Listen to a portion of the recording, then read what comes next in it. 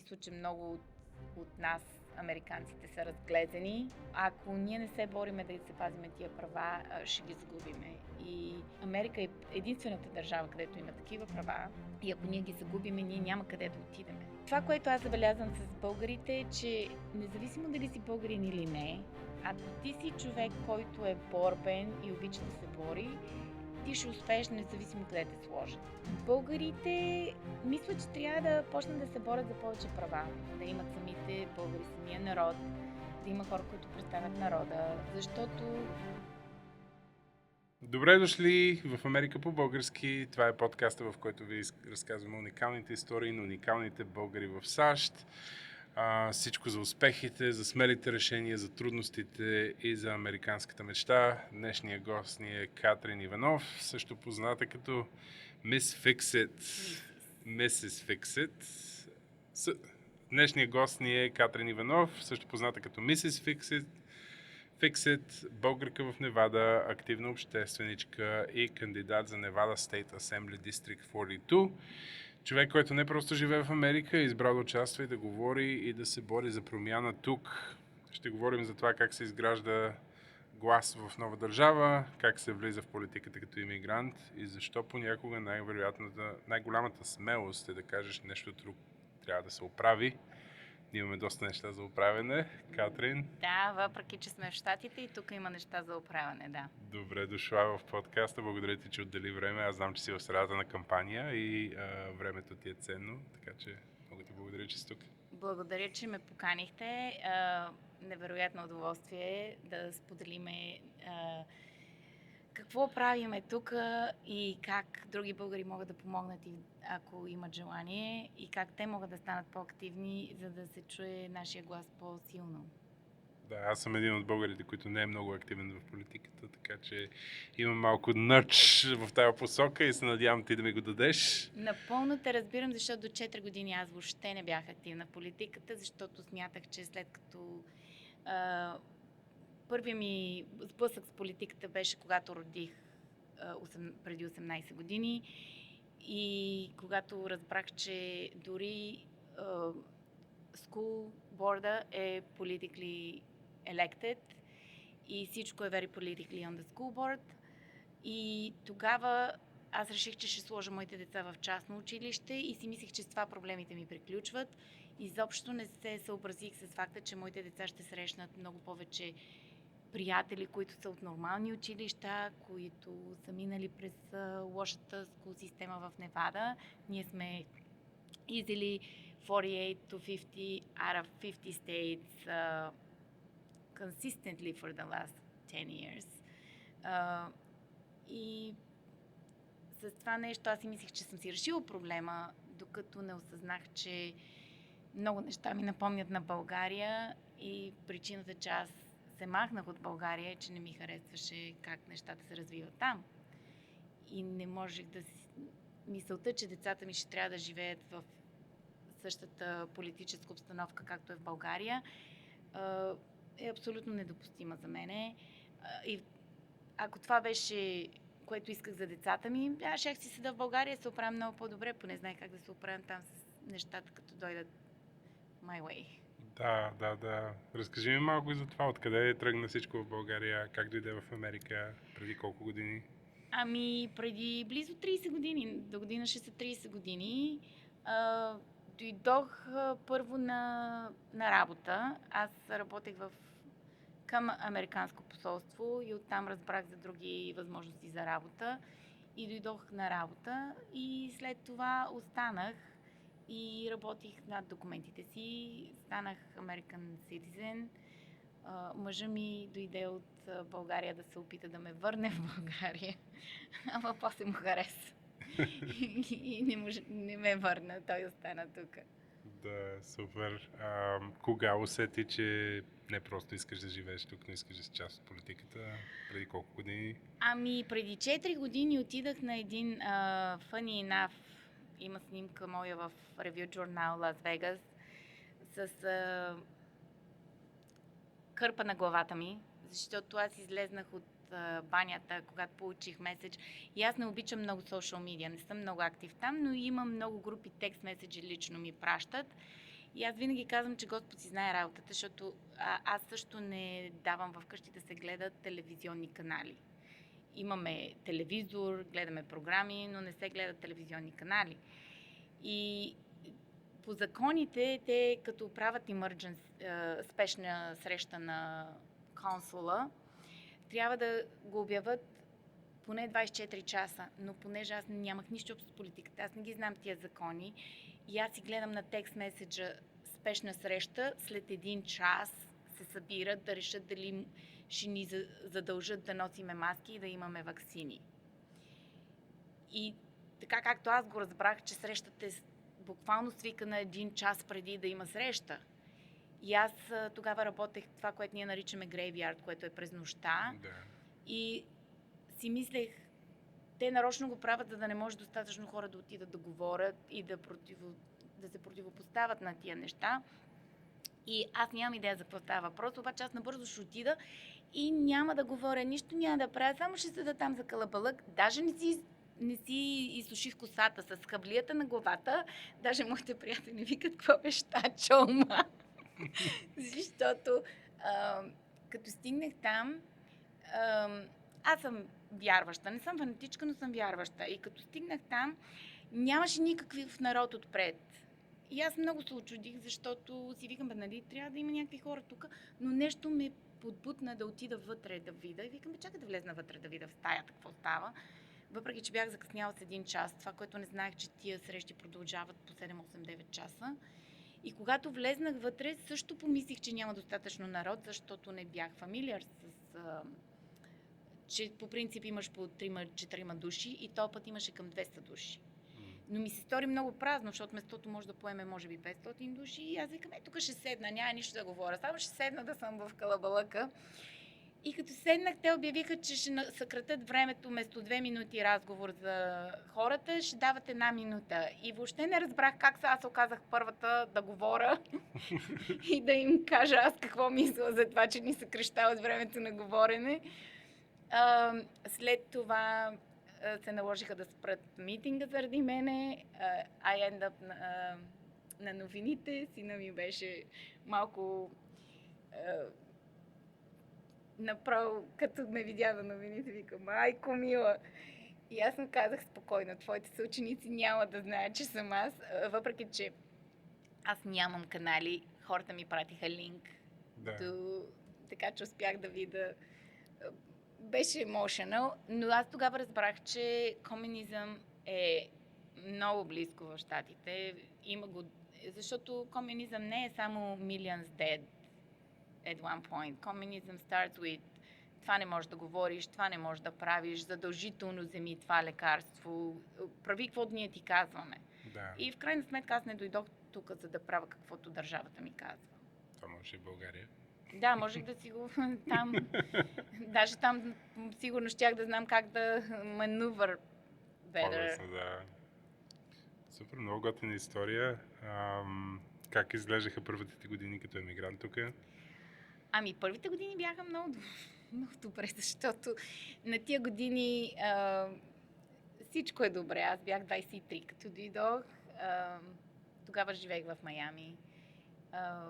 Беше много приятна българската среда. Ние имахме, в Майами те имаха различни квартали, официално Little Haiti, Little Havana, Little Cuba. И нямаше официално Little Bulgaria, обаче ние имахме 30 души, де живееха в един квартал и ние си го наричахме Little Bulgaria. И беше много приятно. Събирахме се почти всеки уикенд, един донесе чушки, един донесе домати, най-различни неща и си правехме парти, ядене, беше много весело. Кога реши да се преместиш в Вегас? Когато се запознах с мъжа ми и той дойде и вече решихме, че ще правим семейство. Една от най-добрите ми приятелки, която още е в Майами, Динка, хай Динка, тя беше дошла в Вегас на ваканция и казва, сутринта отидахме, имахме ски, вечерта отидахме на риболов. Това са две от нещата, които моят мъж обожава. Аз не съм много по тия неща. Аз съм повече по глампинг, не по кемпинг. И Вегас има места и за това тук. Хотелите Да. Стрипа. Да, и аз затова казах на мъжа ми, пък аз исках винаги все пак мъжа ми да си е вечер при мене, без да се налага аз да ходя на риболов и на ски. И просто реших, че това ще е най-доброто. Плюс аз съм завършила техникум обществено хранене, дипломата ми е готвач и сервитьор. Може би съм единствения сервитьор на Стрипа с диплома за сервиране. Със сигурност, да.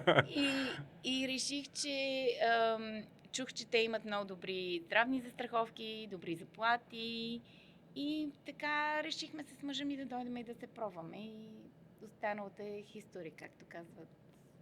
Да, страхотно. Кажи ми как се роди идеята да се кандидатираш за State Assembly тази година? И за първ път ли се кандидатираш или? Това ми е третия път, защото първия път, като исках да се кандидатирам, беше когато започнах да ставам активна, но аз отидах на клас, за да науча как да съм добър door knocker, да хода по вратите на хората, да ги убеждавам да гласуват за определена личност, не за мене. Аз никога не съм искала да съм политик. И когато бях в класа, така както са структурирани нещата в Невада, ние имаме 42 Assembly people и 21 Senate people в Невада Legislature. И от 42, аз ръмвам на Republican side, от 42 позишъна, от 42 места, 13 места демократите ги спечелват, защото няма републиканец, който да ръмва срещу тях. Изобщо не са се кандидатирали. И те имат супер маджорити. Супер маджорити значи, че ако губернатора направи някой закон вито, ние не можем да удържиме неговото вито, защото те имат достатъчно гласове да го оверрунат и неговото вито е без никакво значение. И от тогава, даже в инструктора се смееше, защото аз викам, аз тогава ще ръмвам, ако няма никой, аз ще ръмвам срещу никой, като имах предвид, ние имаме primary and general elections в Невада. Our primary are closed, което значи, че само хора, които са регистрирани като републиканци, могат да гласуват за републиканци и само хора, които са регистрирани като демократи, могат да гласуват за демократи. Защото повече от един човек на много от позициите, до момента над 1000 души вече са се кандидатирали да ръмват в този election alone. И повече от позициите имаш 2-3, на някои места 10 души. Да. И по този начин ги разделят в Невада, че ако си индипендент, не можеш да гласуваш на праймари, което е голяма грешка, защото много индипендент си мислят, аз си гласувам на дженерал. Но 90% от хората, които заслужават да ходят да ни представят, отпадат на праймари, защото не могат да минат този primary vote с много малко гласове. Аз имам познати, където отпаднаха за 30 вота от primary, а те са по-добрия избор. И на финала всеки е стакнат и всеки вика, ще избера по-малкото от двете злини. Когато на primary имаше choice от добро и лошо, и нямаше нужда да си стакнат с двете злини и да избереш по-малката злина, може да си бутнеш добрите кандидати до General и да имаш избор между добро и лошо. Ама много хора не го знаят това и си мислят, че няма значение. И повечето хора, които са индипендент, не са наистина индипендент. Те са или републиканци, или демократи. Много малко от тях са по средата, където са индипендент. Да. Но много от тях не знаят тази малка подробност, че ако те се запишат за партията, за която те съпортват, ще помогнат, дори да е демократическата партия, пак ще помогнат да сложат някой, който е по-добър кандидат. Защото в момента демократическата партия се състои от демократи, които са като бившия Кенеди президент демократи и също демократи, които са абсолютни комунисти. Да. И дори да не споменаваме имена. Не, няма да споменаваме имена. То когато имаш избор между комунист-демократ и нормален демократ, добре да избереш нормалния демократ. Да. С него може да се говори. С другите те са много brainwash. Да, хардкор, да се вика, тук в Америка. Кажи ми ти, ако спечелиш тази позиция, какво решение реално, как да кажа, каква ти е юрисдикцията, какво можеш да решаваш, в какво участваш реално? Ако спечеля тази позиция, аз ще съм една от 63 души, които ще гласуват на какви закони да се могат да се правят в Невада или да се махнат стари закони, които не ни харесват. Например, ние сме един от щатите и аз мисля, че са само 2 щата, където го направиха законно да има mailing ballot. Елекшъна вместо един ден сега е вече месец, може би 2, не мога да ти кажа колко точно, страшно много, дълго е, би трябвало да е един ден. Преди, когато нямахме тази технология, си знаехме резултатите вечерта. Сега 10 дни не си знаеш резултатите, защото по новите закони те трябва да чакат една седмица за мейлинг балът да пристигнат, което си е breeding for fraud. Да. Така че ако спечеля, това е което ще се боря много, но проблема е, че и аз казвам на хората, които искат да гласуват за мене, аз като спечеля, тяхната работа не свършва там. Тяхната работа тогава започва, защото дори да спечеля, ние сме minority. И когато си minority, ти не можеш даже... Законите, които предлагаш, зависи само от chair, който е на majority. Той е част от majority. The chair е този, който десайдва кои закони ще се чуят и кои не. И ако твоя закон не стигне до флора да се чуе, няма значение ти какво искаш да правиш. Така че тогава ще имам най-много нужда от хората, които са ме подкрепили и са ме сложили на тази позиция, да пишат имейли, да правят phone calls, ако искат да пушнат това, което аз искам и те искат. Защото аз като first time representative ще имам правото 5 закона да направя, да предложа. 2 от тях са ми сигурни, те са свързани с election integrity.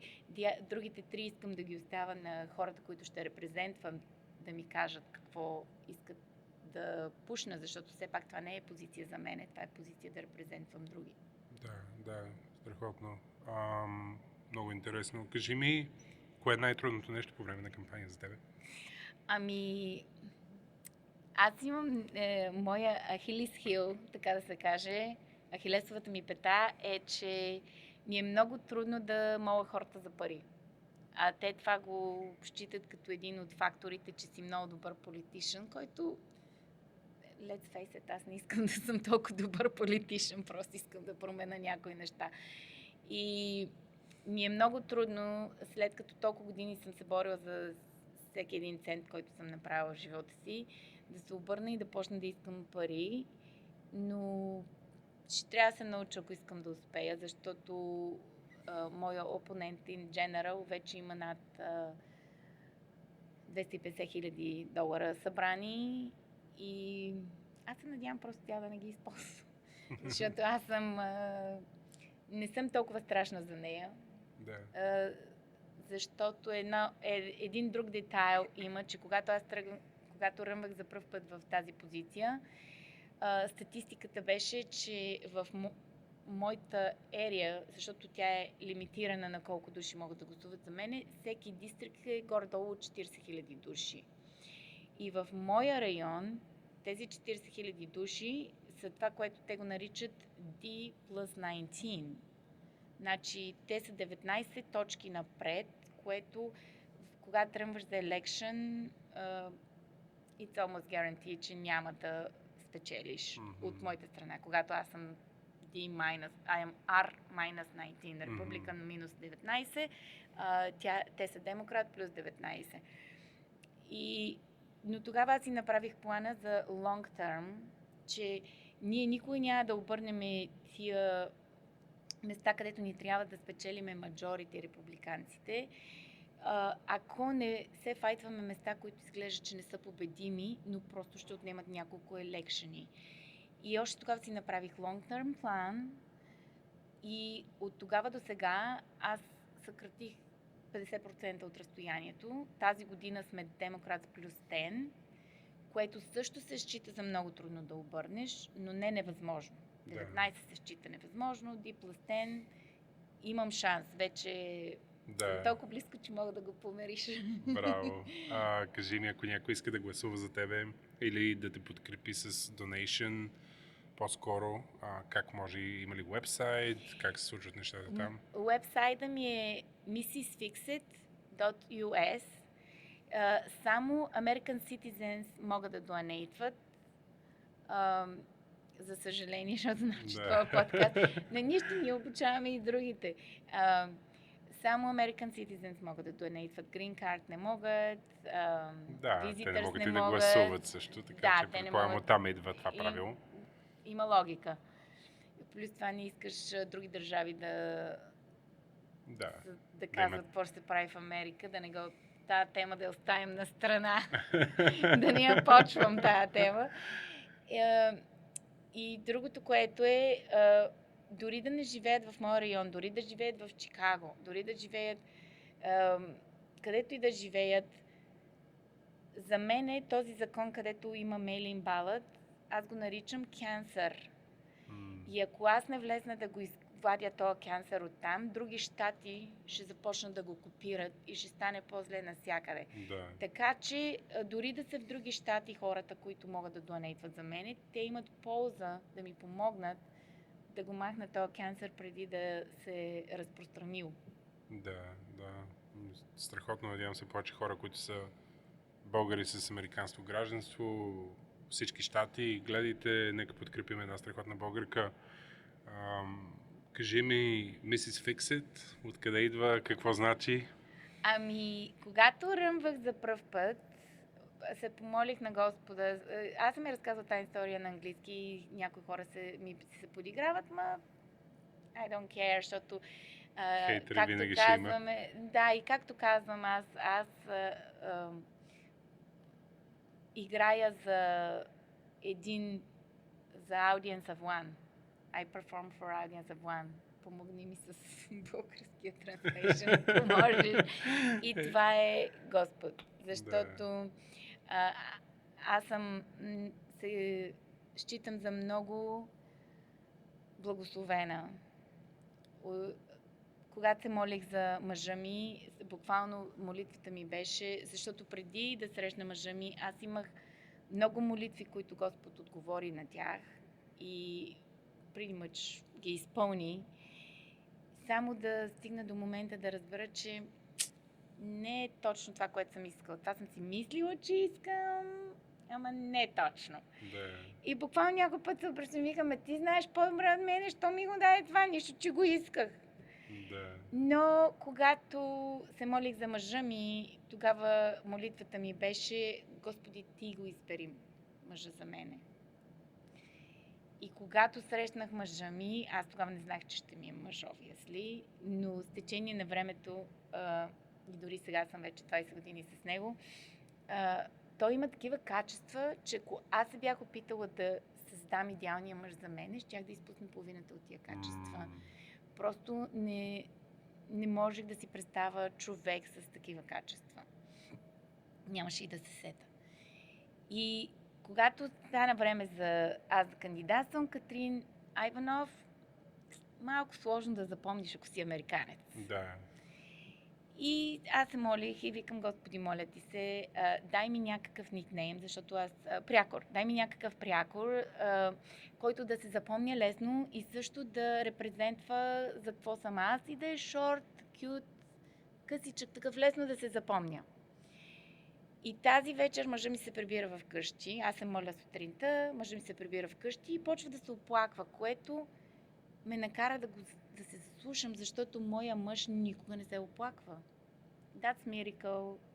Това е чудо на чудесата по себе си, защото той е женен за мене, но той ми е перфект мач и той просто не се оплаква. Той е винаги в добро настроение, винаги усмихнат и влиза вкъщи като буреносен облак и се оплаква. И аз повечето го слушах, защото ако беше обикновеното присъствие, сигурно нямаше толкова да пазя внимание.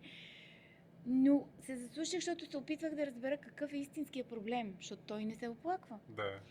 И в това време той обяснява как се развалило нещо в работата му. Ние имахме наш си бизнес. И те му казали, извикай някой да го прави. Той казва, какво ще викам, аз сама си го правя. А моя мъж наистина на 10 години е помагал на дядо си да строят къща в България. Баща му е невероятен, оправя стени, мазилки, всичко по къщата.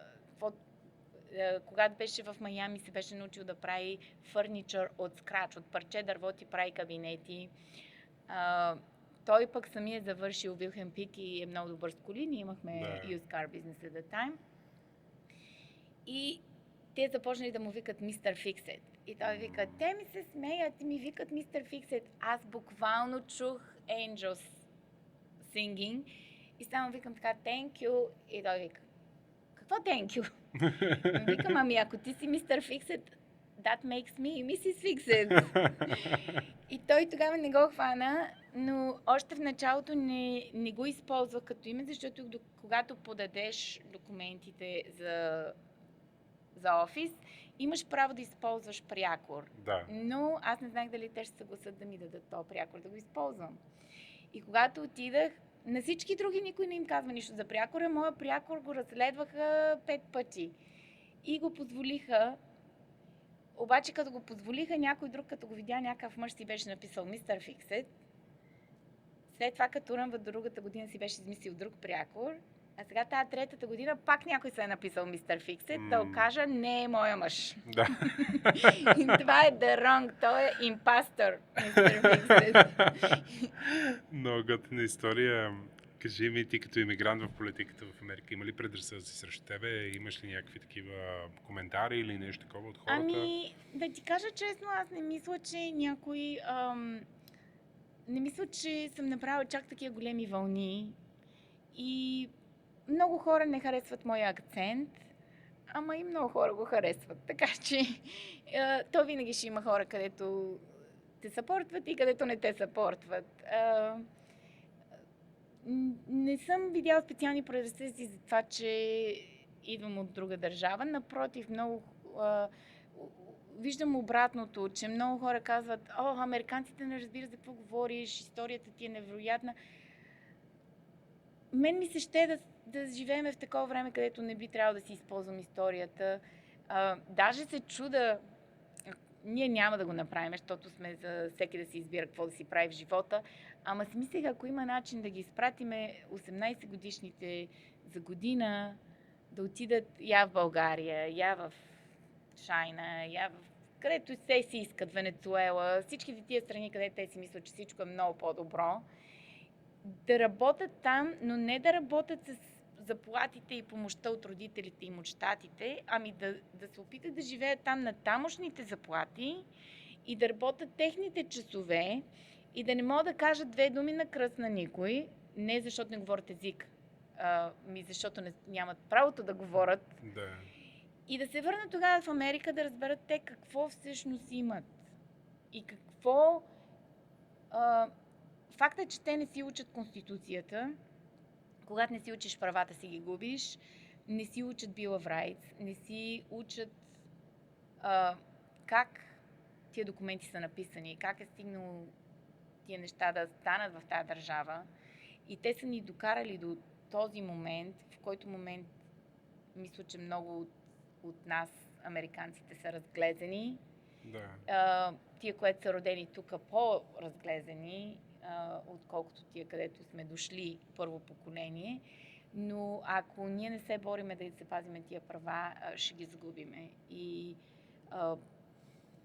Америка е единствената държава, където има такива права. И ако ние ги загубиме, ние няма къде да отидеме. Всяка друга държава е или тоталитаризъм, или цар, или комунизъм. Всяка друга държава преди мъч някой ти казва какво трябва да правиш, какво не трябва да правиш. Дори в Англия нямаш право да говориш срещу кралското семейство. Да, срещу кралското семейство. Въпреки, че we know now one of them is alleged pedophile. Да. Чай да го кажа на български. Няма, публиката разбира според мен, да, но не се притеснявай. те трябваше да му махнат короната, за да може да го дори да го осъдат за това, че той се е държал както не подостава на нормален човек да се държи. Да. Let alone King, крал, Да, така принц. е, така. Имаме много, как да кажа, Америка има много свободи, които хората не ги осъзнават, че ги имат, и много преимущества да си роден тук. Ти само да си роден тук, ти започваш от едно, което ние, хора като емигранти, тук трябва да се бориме за всяко едно от тия неща. Ти вече го имаш само защото си се родил тук, защото си бил по-късметлия или някакъв начин. И много хора не го апрешиейтват това, не го осъзнават това, така че... Дори моите деца, които са родени тук, не осъзнават, че в случая на моите деца аз не ги броя тях като късметлии, защото моя план беше, че аз няма да раждам деца, докато не стана American Citizen. Mm-hmm. И това говориме преди 30 години, когато не бях срещнал мъжа ми, когато нямах планове да раждам right then and there. Нали, имах планове, че ще раждам един ден, ама нямаше да като съм на 23.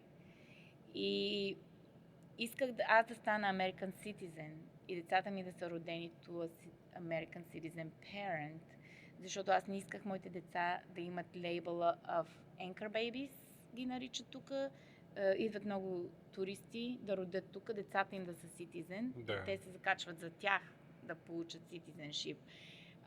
Също аз тогава не знаех много за политика, не знаех хич за политика, но знаех, че могат да направят закон и да кажат, ако си роден и родителите не са били американци, ти не си американец.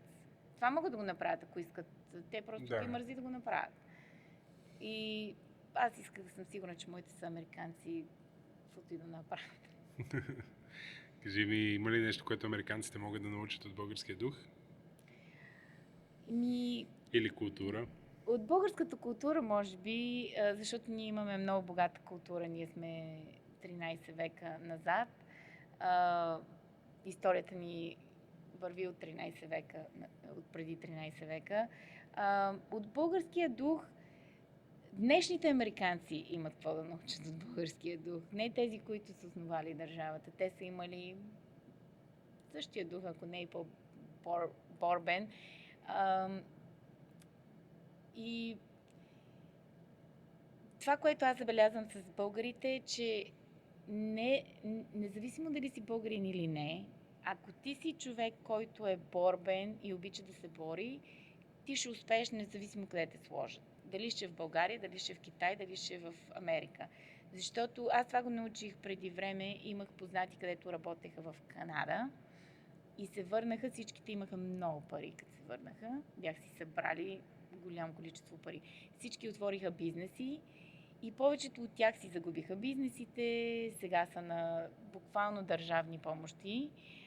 Единствен от тях си следеше бизнеса и в момента е много добре. За съжаление, той не може да донейтва. Да. Кажи ми, какво могат българите да се научат от американската култура? Българите мисля, че трябва да почнат да се борят за повече права. Да имат самите българи, самия народ, да има хора, които представят народа. Защото ние се опитахме и царя да го върнем и това не беше решение на въпроса. Докато хората не се съберат, да почнат да се борят за права, да си изискват права, няма да се промени нищо. Защото политиците правят едно и също през цялото време. Те затова много не ме искат мене там, защото знаят, че не могат да ме контролират. Даже в праймари, в началните избори ръмват срещу мене хора, за да искат да са сигурни, че аз няма да стъпя там. Да. Но аз знам, че при мен е въпрос на време. Да, упоритостта винаги се отплаща. До сега нямам нищо, което да не се е спъднало, да не се е случило, като реша, че това трябва да направя. До сега всичко е станало. Просто това ще ми отнеме, може би, повече време, отколкото ми се ще, но ще стане. Българите сме и над, деца вика. Да. С това сме познати. Това го имам в изобилие, защото пък и майка ми е туркиня, баща ми е българин, така че и над е турска дума, между другото. Да, имам в изобилие. Да. Много от българските думи са турски или също френски. Нещата в кухнята Не, в антрето, където влизаш. Антре Антре е френска дума, да. и всичко, гардероб е френска. А пък нещата в кухнята, черпак, тенджера, те са турски. Да. Много турски думи има. Мъжа ми не може да повярва, защото гледахме този сериал Осман и мъжа ми, ма това турска дума ли е? Ма това ли е турска дума? Ма това ли е? Сега не можа да повярва колко много турски думи са в български език. Да. Така че съм сигурна, че и малко и от техния характер има при нас. А при мен е със сигурност, защото съм 50 на 50. 100%, да, при теб е със сигурност. Кажи ми, трудно ли се съчетава обществено, да бъдеш обществена личност с личния живот? Как се миксират ли се двете? Ами не е лесно. Не е лесно. Особено аз имам тинейджери, които не искат изобщо да са близо около компанията ми. Обаче този път им казах, че аз ръмвах вече 2 пъти, без да имам никакви техни снимки, никакви техни... Защото те бяха все пак деца. А сега са 16 и половина и сина ми ще бъде 18 след... Какъв ден сме днеска? Днеска е 13 март. След 2 дни ще е на 18, моя син. И този път им казах, че са достатъчно големи да преценят и ако те няма да изявят съпорт, тогава аз няма да ръмвам. Защото все пак аз го правя за тяхното бъдеще, но аз 4 години повтарям на хората, че го правя заради децата ми и те не мога никъде да ги видиш децата ми. Което като бяха малки не исках да ги намесвам, но сега е техен избор и се радвам, че се съгласиха, дойдоха с мене да файлна. Имаме едно сладко видео на Инстаграм, пуснахме. И така. Но не е лесно, защото голяма част от времето ми нон-стоп, когато се опитват да кажат нещо, аз съм с на телефона с някой или се приготвям да излизам, или по-малко време ми остава за децата, отколкото ще ми се да имам повече време за тях. Но от друга страна, втория път като ръмвах, мъжът ми първо каза, че е съгласен и след 2 седмици дойде и ми каза, не искам да ръмваш. И аз му казах, виж какво, аз и ти винаги сме взимали решения заедно. Никога не съм тръгвала срещу твоята дума и той също никога, защото аз и той имаме различни сили в семейството и аз разбирам малко повече от закони, той разбира по-от технически неща, така че, примерно, ако трябва да си избере кола, той избира колата. Не ме интересува каква ще е. Щом той избере, аз го вярвам. Но ако трябва нещо с закон става въпрос, всички документи минават през мен. Аз трябва да ги прочета, преди той да подпише. Даже като купихме къщата, те му се офлянкваха на него, той вика, аз не знам за какво, вика, ми сваляте звезди, защото аз няма да подпиша нищо, докато тя не го прочете. И те се обърнаха и взеха на мен да ми се офлянкват. Ама,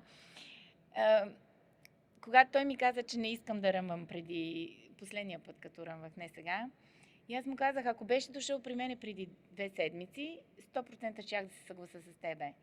Но преди 2 седмици направиха закон в Вашингтон, че ако детето ти иска да си смени джендъра и детето ти е под 18 и ти като родител смяташ, че това е грешното решение и че искаш детето ти да стане поне на 18 и тогава да реши, че щата ти отнема правата, вземат ти детето и го кастрират. И това е нещо, което не може да се оправи после. Един път като го кастрират детето, това дете не може да има деца. Бъдещето му е променено за винаги. И дори да реши да се върне обратно на този джендър, който се е родил, пак трябва да е цял живот на хормони и на лекарства, защото е прекъснал развитието. Да, в тинейджърските. Така че ти за цял живот му променя живота на този човек. И когато Вашингтон щата направи такъв закон, аз казах на мъжа ми, аз не мога, като го знам това нещо, аз не мога да не ръмвам, за да съм сигурна, че поне един щат не може да ми отнеме родителските права, ако моето дете някой го брейнлошне. И той вика, нашите деца са достатъчно големи и ти си ги научила достатъчно добре, те няма да го направят. И аз му казвам, закон не се прави за ден-два и за година-две. ще ми отнеме време да спечела, ще ми отнеме време да си пушна закона. Аз това го правя вече за техните деца. Нашите деца вече са го минали този период, те няма да се кълцат. Това ми е ясно. Да. Те ще си бъдат момиче и момче, защото аз имам едно от двете. И те няма да си сменят джендъра. Дори да искат нещо да ме нервират, те знаят как да ми пушнат бутоните, без да са друг джендър. В този джендър, в който се знаят как да ми пушнат бутоните. Но техните деца няма никаква гаранция, че някой няма да ги брейнвошне в киндергарден и после да си загубиме внуците. Да. И той вика, знаеш какво, винаги си била права за тия неща, така че щом така си преценила, ще съм за тебе. Така че аз го убедих него. Но в случая смятам, че съм абсолютно права, защото ние трябва да имаме, аз се надявам, повече от един щат, но поне един щат, където родителите са родители, не държавата. Да. Много е сериозно тук това тема. Наистина, буквално могат да дойдат и да вземат детето за всичко. Да, в какво си Америка. измисля? Child services. Child services са ужасни. Аз един приятел в Сан Диего, детето му на 13 години почна да се занимава с фитнес, гледа някакви YouTube видеа и такива неща. Запаля се човека, отслабнал, мисля, че около 20 паунда за кратко време. И child services го викат в училището. Какво става? Има ли child abuse? Защо детето е изгубил толкова килограми и така нататък? Буквално бяха го вкарали в едни филми. Той не знае човек откъде му е дошло, само защото детето реши да се занимава с фитнес, свалило килограми бързо. Това е просто за мен беше mind-blowing, да се вика на английски. Как може толкова много да ти контролират нещата в семейството. Ами аз го имах пък с майка ми, защото аз съм оторизирана на сметката на майка ми, защото тя нейния английски е мижи да те лажем. Да. Плюс тя ми има абсолютно 100% доверие. Аз никой няма да пипна една стотинка, като си отиде в България, трябва да има пари да това. И един ден ми чукат на вратата, защото съм взела $3000 от сметката на майка ми. И аз викам, вие хубаво видяхте, че съм взела $3000, ама не видяхте ли, че аз сложих 7 на същия ден? Аз слагам 7 и взимам 3, защото тя ми е казала нещо да направя. Да. Викам, аз хубаво взех 3, ма аз от моята сметка влезнаха 7. Викам, това пропуснахте ли го? Да. Защото е 5 минути преди да взема 3-те. И ние трябва да говорим с нея, да не е абюзната, ама викам, тя е в България. Как ще говорите с нея? Може и да влезнем в къщата да видим. В този случай ги пуснах, защото не исках да става по-голяма стоматоха. Викам, ето, влезте в къщата. Майка ми я няма в къщата, тя е в България. Ще се върне на тая дата. Като се върне, ще ви я докарам в... Това, тя беше бясна. Като отиде там, вика, вие какво, детето ми? Да. И те викат, ние сме длъжни. Ма викам, аз не знам как сте длъжни, като аз карах много повече, отколкото взех. Да. Просто няма логика. А тия, където наистина правят бели, гледай какво става в Минеаполис с тия Leering Centers. Да. Ужас. Така да, има много неща, които трябва да се променят. Аз ти желая успех с кампанията. Още един въпрос имам за тебе, който не е плануван въпрос, но така любопитно ми е. Дойде тук с бутилката за тия хора, които не знаят. Това е логото на Патрик Бет Дейвид, Valuetainment. Той е много активен на социалните мрежи и много активен в политиката също, въпреки че той самия не е политик. Кажи ми защо реши да донесеш тази бутилка и защо искаш да я сложиш така, че да се вижда в камерата? Ами, първо, че аз гледам почти всяко предаване, което те пускат, откакто стана политическо. Когато беше бизнес, гледах някой, зависимост от госта, но откакто стана политическо, го гледам почти всеки ден. Не съм съгласна с 100% с нещата, които чувам там и ми се ще да мога да кажа, не, това е грешно. Ама все пак номер е не да си съгласен 100% с някой. Аз не съм съгласна и 100% и с мъжа ми. Да. Ама ако си съгласен 80% с някой, дебата според мен на същия тим сте. Другото, което е самата бутилка е наистина много добра на изолиране и държи чая много по много часове. Но аз също, Патрик Бет Дейвид казва, че иска да види над 1 милион души с логото, също ми хареса техния девиз ли се нарича? Да. Да, мисля, че девиз е думата. The future looks bright. и той иска да види хора, над 1 милион души с това. Така че аз имам и шапка, и ризи. Аз купих много неща и те ми дадаха бутилката.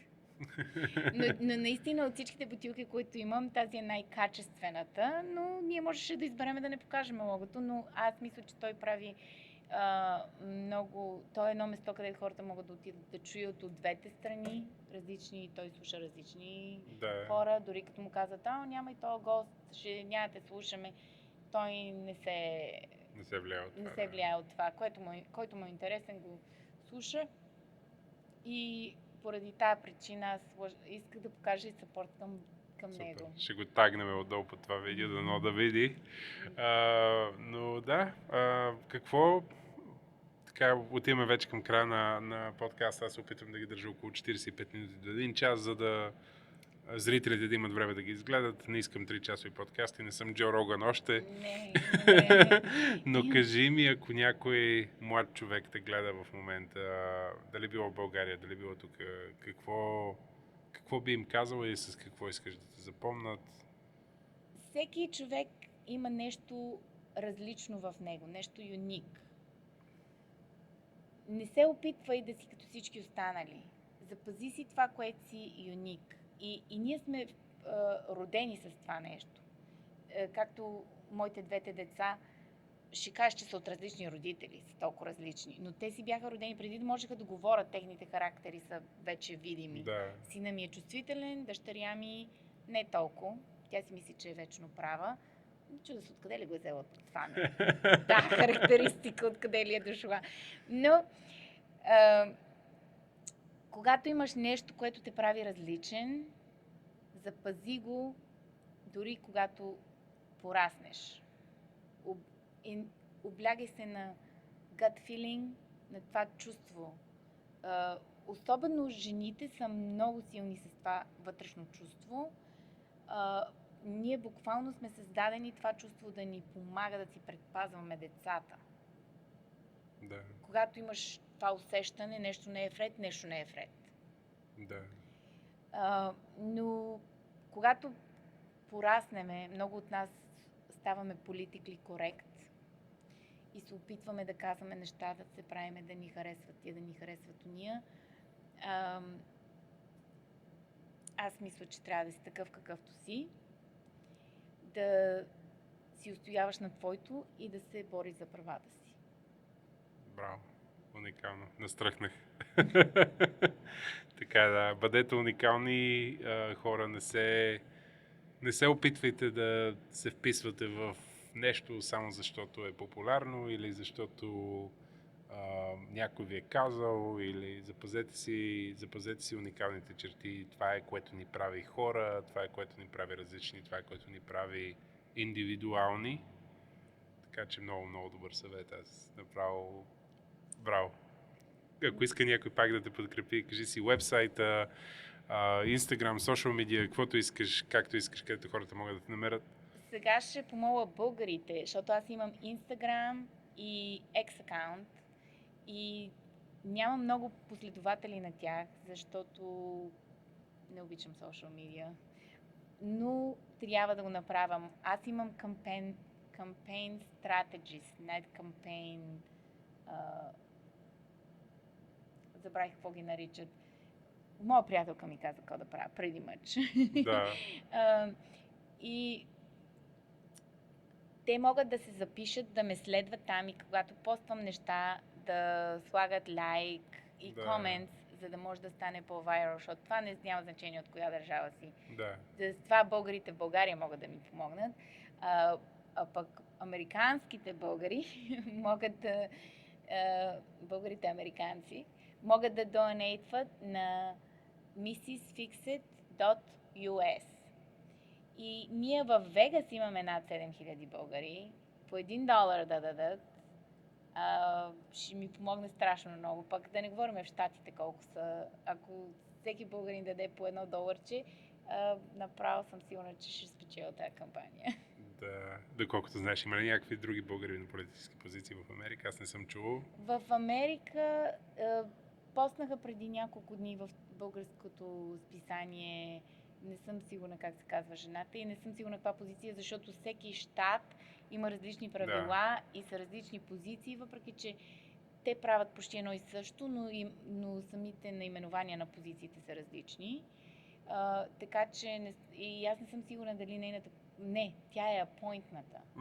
Което не значи, че е по-лошо. Напротив, дори да те е апойнтнат, ти трябва да си показал някакви качества, за да те е апойнтнат. Това не омаломъщава нейната позиция, просто казвам, че е по-различна. Да. Но не съм сигурна за името. Да, няма значение. Аз искам да кажа на всички българи, дали в Америка, дали в България, които ни гледат, ако искате да подкрепите Mrs. Fixit, една уникална българка, дали с лайк, дали с share, дали с donation, с което може. Адресите ще ги сложим отдолу под това видео. И също, ако имат въпроси, аз ще отговоря на това видео. Може да не е веднага, защото съм страшно busy right now. В момента съм много заета, но ще гледам да отговоря на всички въпроси. Също на Viber могат да ме намерят. Моят телефон е абсолютно всякъде на страницата ми. Да. Този е моят персонал телефон. Ако имат някакви въпроси на Viber, ако мога, ако нещо по-специално ги интересува. Да, страхотно. Благодаря ти много за участието, благодаря ти за отделеното време. Ако този епизод ви хареса, ако предаването ви харесва, ако искате да поддържате моят подкаст жив, лайквайте, шервайте, абонирайте се за канала. В момента този подкаст е нон-профит, нямам спонсори и всичко се поддържа от мене, така че ще се радвам, ако успеете да ми помогнете поне с гледане, лайк, харесване, шерване, споделяйте повече, нека повече българи чуят тия уникални истории на нашите българи в Америка и не само. До следващия път, Америка по български.